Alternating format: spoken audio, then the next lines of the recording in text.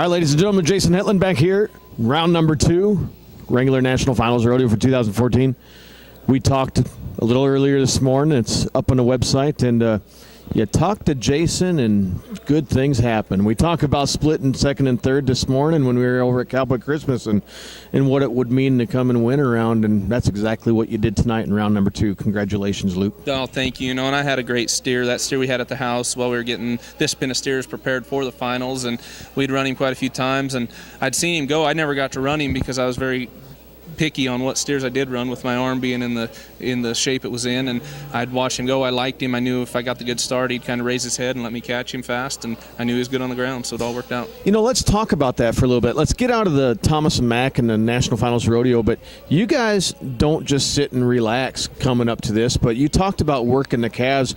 If anybody follows social media or even, prorodeo.com, they know the work you put in, but tell the fans about what you guys do leading up to the National Finals Rodeo. Well, this year for me was probably more than I've done in a long time, with going to therapy and going to the gym, and then we had 2 pins of cattle at the house, getting them prepared. We had a pin from Flying U and then a pin from Bar T. That's what we ran tonight, were the Bar T steers, but we have to chase those steers through one at a time, about 4 or 5 times off a horse, just to make sure they're going to leave and run. Then we put a regular rodeo run on them, and then come back. If anything had any tricks, we usually won't run them again, and then we'll put 2 or 3 more runs with lots of pressure on them to make sure they're not going to be trashy when they get here. Obviously, they're animals, and you could see tonight that there were a few that were like that, but we try to make sure they're as good as we can get them. I had those steers for a week and a half, 2 weeks, and had several guys out there: Kyle Irwin, Trevor Knowles, Billy Buganig, Sterling Lambert, guys that didn't make the finals came down, just trying to sharpen up for next season.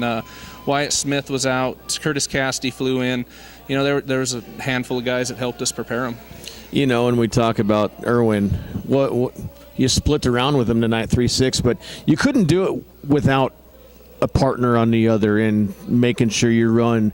Talk to us a little bit about what you guys do to prepare each and every day. Yeah, my hazer this year, Sean Mulligan, and last night I thought it was just a tick wide for me. I didn't ride very good, and I just asked him, I'm going to probably ride bad all 10 nights, so if you could just help me out and step those steers at me. And he did a great job tonight, picked that steer up, and it was perfect. We got a great go. Everything was great after that, and Sean's been here several times as a hazer and several times as a competitor, so he knows the goes that the guy needs to win, and he knows how to take care of you.